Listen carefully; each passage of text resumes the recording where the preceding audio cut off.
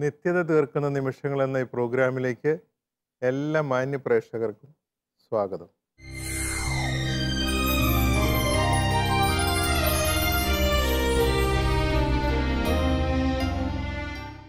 രണ്ടായിരത്തി പുറത്തിറങ്ങിയ അലിവുള്ള ദൈവം എന്ന ക്രിസ്ത്യൻ ഡിവോഷണൽ ആൽബത്തിലെ കോപിക്കാത്ത സ്നേഹമേ എന്ന പാട്ടാണ് നമ്മൾ എടുത്തിരിക്കുന്നത്.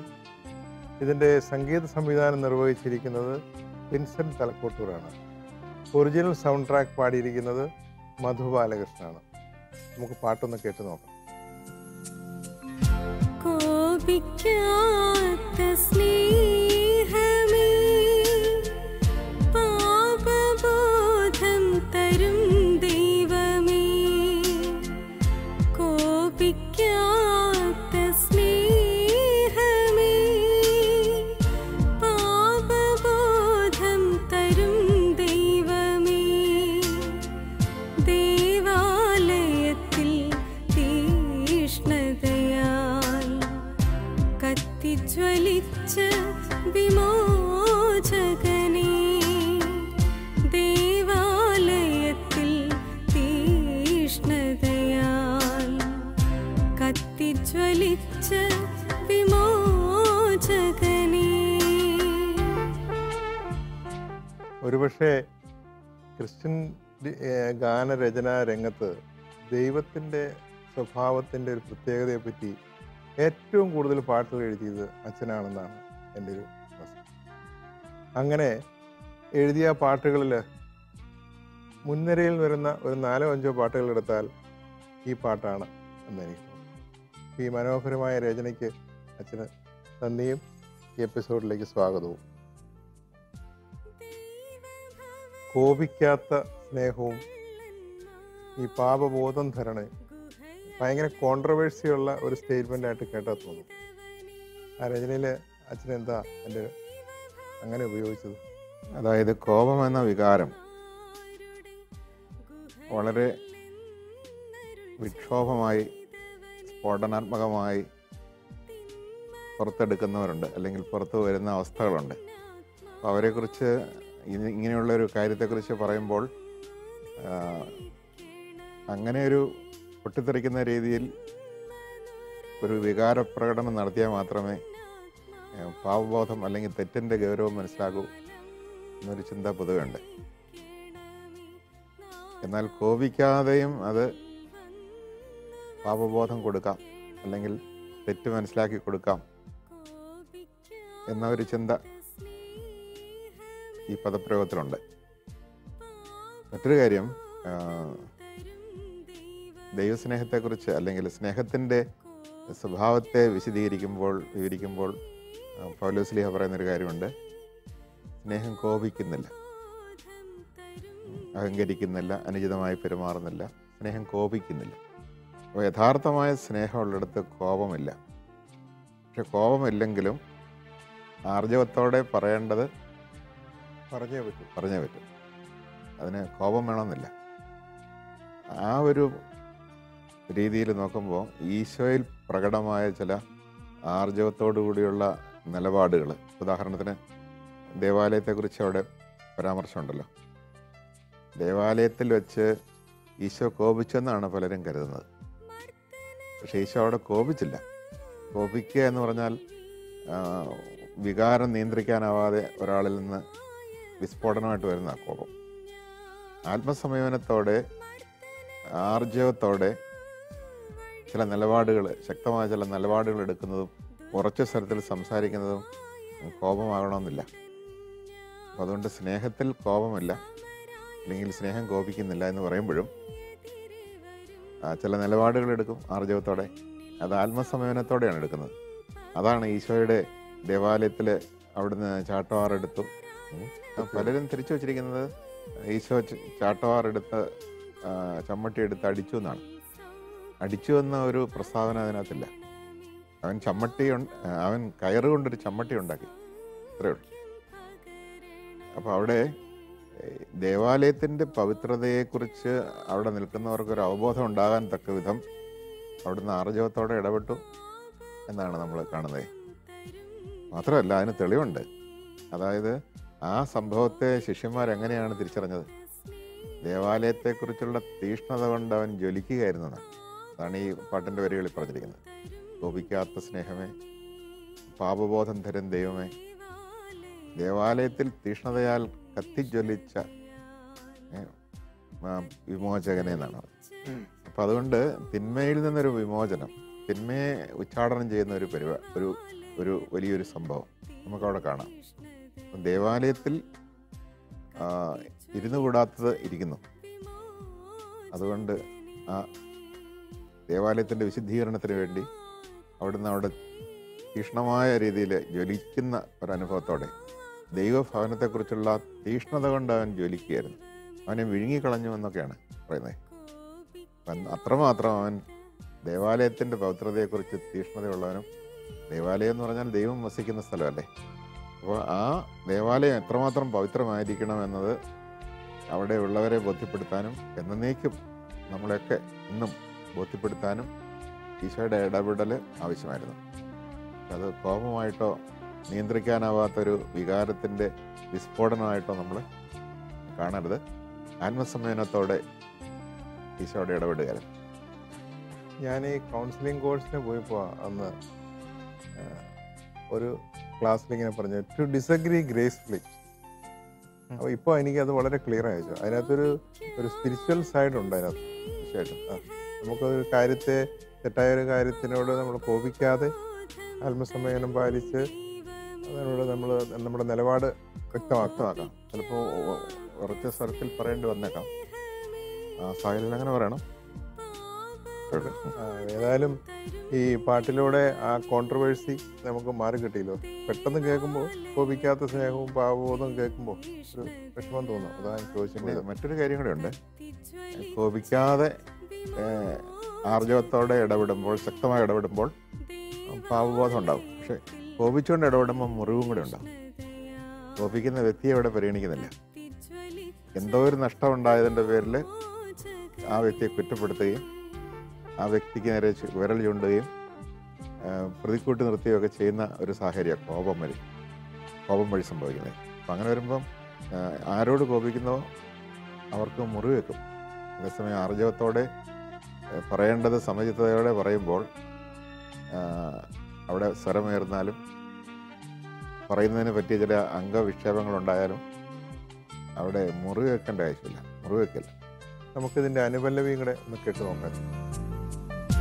ദൈവഭവനം കള്ളന്മാരുടെ ഗുഹയല്ലെന്നരുൾ ചെയ്തവനേ, ദൈവഭവനം കള്ളന്മാരുടെ ഗുഹയല്ലെന്നരുൾ ചെയ്തവനേ, തിന്മ നുരയും എന്നാത്മാവിനെ കൃപയാലങ്ങു നിറയ്ക്കണമേ, തിന്മ നുരയും എന്നാത്മാവിനെ കൃപയാലങ്ങു നിറയ്ക്കണമേ, നാഥ എന്നിൽ വന്നു വസിക്കണമേ, കോപിക്കാത്ത സ്നേഹമേ, പാപബോധം തരും ദൈവമേ, കോപിക്കാത്ത സ്നേഹമേ, പാപബോധം തരും ദൈവമേ. അന്ന് ഈശോ ദേവാലയം വിശുദ്ധീകരിച്ചു. ദേവാലയത്തിൽ ഇരുന്നു കൂടാത്ത അല്ലെങ്കിൽ നടന്നുകൂടാത്ത കാര്യങ്ങളൊക്കെ അവിടെ നടക്കുന്നുണ്ടായിരുന്നു. നാണയം മാറ്റക്കാരുടെ മേശകൾ അവിടെ നിന്ന് തട്ടിമറിച്ചു. പലതും അവിടെ ഈശോ പാടില്ല എന്ന് പറഞ്ഞ് ഒഴിവാക്കുന്നുണ്ട്. അപ്പോൾ അവിടെയും കാണാവുന്ന ഒരു കാര്യമുണ്ട്. നാണയമാറ്റക്കാരുടെ മേശകളെ തട്ടിമറിച്ചിടുമ്പോൾ ഉണ്ടാകുന്ന ഒരു അവസ്ഥയല്ല പ്രാവിനെ വിറ്റവരുടെ അടുത്ത് ചെന്നപ്പം, അല്ലേ? തികച്ചും വ്യത്യസ്തമാണ്. പ്രാവിനെ വിറ്റവരുടെ അടുത്ത് ചെന്നിട്ട് നിങ്ങളിതിനെ എവിടുന്ന് ഒന്ന് എടുത്തോണ്ട് ഓക്കെ എന്ന് പറയുന്ന ആ സൗമ്യമായതിൻ്റെ ഏറ്റവും ശാന്തമായ രീതി എന്ന് പറഞ്ഞാൽ അർത്ഥം അവരോട് അത്രയും പറഞ്ഞാൽ അവർക്ക് കാര്യം മനസ്സിലാവും. പക്ഷേ നാണയമാറ്റക്കാരുടെ അടുത്ത് ചെന്നിട്ട് നിങ്ങളിതൊക്കെ ഇതൊന്നും എടുത്തോണ്ട് ഓക്കെ എന്ന് പറഞ്ഞാൽ പോകില്ല. അപ്പോൾ അവർക്ക് അതിൻ്റെ ഗൗരവം മനസ്സിലാക്കാൻ തക്ക വിധമുള്ള ഒരു പ്രവൃത്തി, ആ മേശകളെ തട്ടിമറിച്ചിടുന്ന ഒരു പ്രവൃത്തി ഈശോ ചെയ്തെങ്കിൽ ഓരോരുത്തരുടെയും ആവശ്യമനുസരിച്ച് ഇടപെട്ടു എന്നാണ് മനസ്സിലാക്കേണ്ടത്. അപ്പോൾ ഇനി അനുപല്ലവിയിലേക്ക് വരുമ്പം ഓരോ മനുഷ്യ വ്യക്തിയും ഓരോ ദേവാലയമാണ്. അപ്പോൾ ദേവാലയത്തിൽ പാടില്ലാത്തത് പലതും ദേവാലയത്തിൽ വന്നതുപോലെ മനുഷ്യൻ്റെ ചിന്തയിലും വിചാരങ്ങളിലും ഭാവനയിലും ഒക്കെ ഒരിക്കലും വരാൻ പാടില്ലാത്ത അഴുക്കുകൾ, അശുദ്ധികൾ, ജന്മകൾ, അല്ലെങ്കിൽ പണമോഹം, ഇതെല്ലാം വന്നുകൂടുന്നു. അതിനെ സ്വന്തം നിലയിൽ ആർക്കും എടുത്തു മാറ്റാനൊന്നും പറ്റിയല്ല. അവിടെയൊക്കെ കർത്താവിനെ വിളിച്ചാൽ, ഈശോയെ വിളിച്ചാൽ അവിടുന്ന് കടന്നു വരികയും ഞാനാകുന്ന ദേവാലയത്തെ അവിടുന്ന് വിശുദ്ധീകരിക്കുകയും ചെയ്യും. അതുകൊണ്ട് വിളിക്കുകയാണ്, തിന്മ നുരയുന്ന എൻ്റെ ഈ ഉള്ളറയെ, എൻ്റെ ഈ ദൈവം ഇരിക്കേണ്ട സ്ഥലത്തെ നീ ഒന്ന് വിശുദ്ധീകരിക്കാൻ ഒട്ടും മടിക്കാതെ കടന്നു വരണമേ, ഞാനതിന് തയ്യാറാണ്, നിൻ്റെ വരവിന് വേണ്ടി ഞാൻ കാത്തിരിക്കുന്നു. അതൊരു പ്രാർത്ഥനയുടെ ഭാഗമാണത്. പിന്നെ മനസ്സൊരു കോവിൽ, ഹൃദയം ഒരു ദേവാലയം, അങ്ങനെ എത്രയോ പിന്നെ പാട്ടുകളുണ്ടായിട്ടുണ്ട്. അതിൻ്റെ ഒരു സുവിശേഷത്തിൻ്റെ ഭാഗമാണെന്ന് നമ്മൾ തിരിച്ചറിയുന്നു ഇപ്പോൾ ഇതെല്ലാം. കാരണം ഈശോ തന്നെ പറഞ്ഞല്ലോ, പിതാവ് എന്നിൽ വസിക്കുന്നു, ഞാൻ പിതാവിലും വസിക്കുന്നു, അതുപോലെ തന്നെ നിങ്ങളിൽ ഞാൻ വസിക്കും, ഞാൻ നിങ്ങളിൽ, നിങ്ങൾ എന്നിലും വസിക്കും. അപ്പം ദൈവത്തിന് വസിക്കാനുള്ള ഒരു ആലയമാണ് ദേവാലയം. ഈശോ തൻ്റെ ശരീരത്തെക്കുറിച്ച് ഒരിക്കൽ പരാമർശിച്ചല്ലോ, നിങ്ങൾ ഈ ദേവാലയം തകർത്ത് കളയുക, ഞാൻ 3 ദിവസം കൊണ്ട് ഇത് പുനരുദ്ധരിക്കും. കല്ലും മണ്ണും കൊണ്ട് പണിത ദേവാലയത്തെക്കുറിച്ചല്ല അവിടെ പറയുന്നത്. തൻ്റെതായ ശരീരത്തെ അല്ലെങ്കിൽ ജീവിതത്തെ തകർത്താലും ഞാനത് പുനരുദ്ധരിക്കും എന്ന് പറയുമ്പോൾ പുനരുത്ഥാനത്തെ ആണല്ലോ അതിനകത്തുള്ള. തീർച്ചയായിട്ടും. അപ്പം മനുഷ്യനൊരു ദേവാലയമാണ്. നമ്മുടെ ഓരോരുത്തരുടെയും അന്തരംഗം മലിനമായിരിക്കുന്നു. ദൈവത്തിന് നിരക്കാത്ത ചിന്ത കൊണ്ടും വിചാരങ്ങൾ കൊണ്ടും ഭാവന കൊണ്ടും ഓർമ്മകൾ കൊണ്ടും എല്ലാം മലിനപ്പെട്ടിരിക്കുക. ഈ അവസ്ഥയിൽ നിന്നൊരു മോചനം നമുക്ക് ആവശ്യമുണ്ട്. അതിന് അവിടുത്തെ വിളിച്ചാൽ വിമോചകനാണ്, അവിടുന്ന് രക്ഷകനാണ്, വരികയും രക്ഷിക്കുകയും ചെയ്യും എന്നുള്ളത് സത്യം. നമുക്കിതിൻ്റെ ചരണവും കൂടെ ഒന്ന് കേട്ട് നോക്കാം.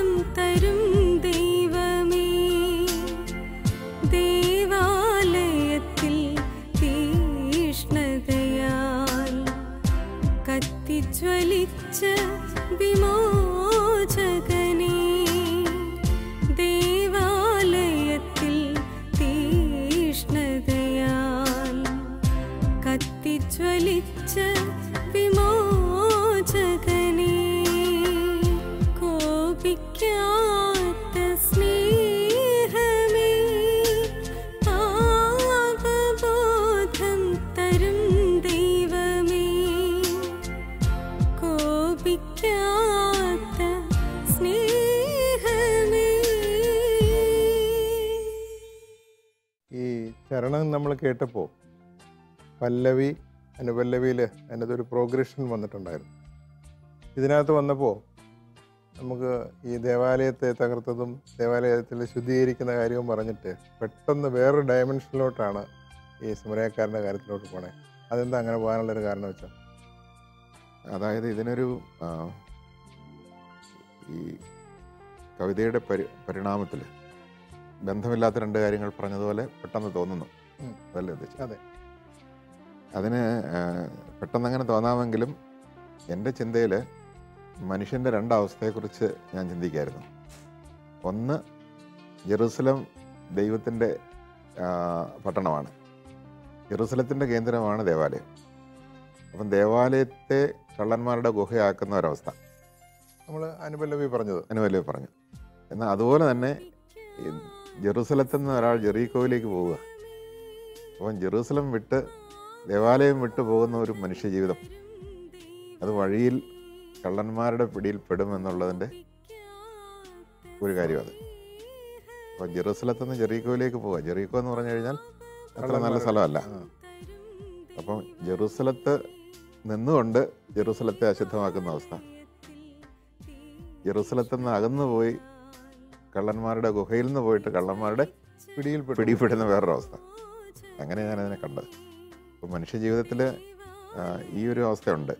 അപ്പോൾ അവിടെയും കർത്താവ് തന്നെ വേണം വരാൻ. ഞാനിപ്പോൾ കള്ളന്മാരുടെ പിടിയിൽപ്പെട്ടുപോയി, മറ്റേ കള്ളന്മാരുടെ കൂട്ടുകൂടി നടക്കുന്ന ഒരവസ്ഥ. ഇപ്പം ഞാൻ കള്ളന്മാരുടെ പിടിയിൽപ്പെട്ട്, കവർച്ചക്കാരുടെ പിടിയിൽപ്പെട്ട് അടിയേറ്റ് വീണ് കിടക്കുകയാണ്. ആ അവസ്ഥയിലും എനിക്ക് നിന്നെ മാത്രമേ ആശ്രയിക്കാനുള്ളൂ. അതുകൊണ്ട് നീ വന്ന് ആ നല്ല സമറായനായിട്ട് വന്ന് എന്നെ രക്ഷിക്കണം, എൻ്റെ മുറിവുകളിൽ സൗഖ്യം പകരണം, എന്നെ സത്രത്തിലേക്ക് കൊണ്ടുപോകണം. അങ്ങനെ ആത്മീയ ജീവിതത്തിൻ്റെ രണ്ട് മേഖലകളെ ഞാൻ ബന്ധിപ്പിക്കാനാണ് ശ്രമിച്ചത്. പക്ഷേ ഞാൻ ഒരുപക്ഷെ അത്രമാത്രം ഞാൻ വിജയിച്ചില്ലായിരിക്കാം.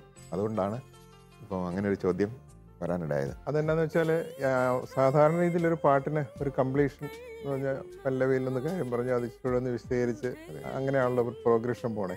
അതുകൊണ്ടാണ് ഞാൻ അങ്ങനെ ഒരു ചോദ്യം ചോദിച്ചത്. പ്രസക്തമാണ് ആ ചോദ്യം. അപ്പോൾ ഇവിടെ എനിക്ക് ചിലപ്പോൾ അതിൻ്റെ പൂർണ്ണതയിൽ അത് ധനിപ്പിക്കാൻ കഴിയാതെ പോയിട്ടുണ്ട്. പക്ഷേ ഈ എക്സ്പ്ലനേഷൻ വരുമ്പോൾ അത് പൂർണ്ണമായി.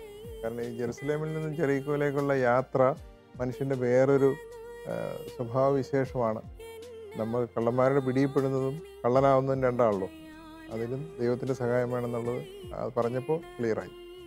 അത് നമ്മുടെ ഈ പ്രോഗ്രാമിൻ്റെ ഒരു ഉദ്ദേശം അത് തന്നെയാണല്ലോ, പാട്ടിൻ്റെ കോംപ്ലിക്കേഷൻസ് മനസ്സിലാക്കുക എന്നുള്ളതല്ലേ.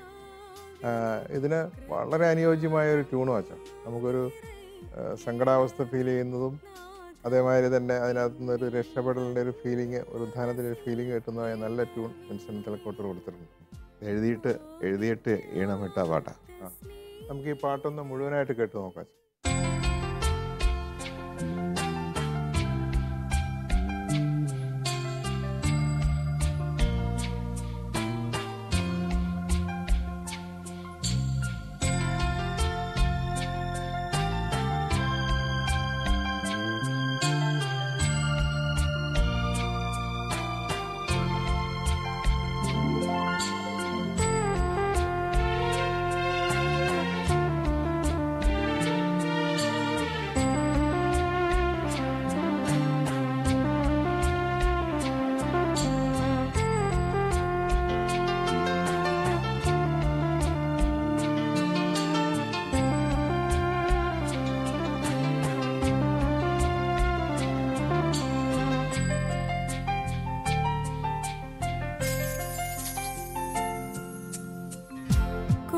കോപിക്കാത്ത സ്നേഹമേ, പാപബോധം തരും ദൈവമേ.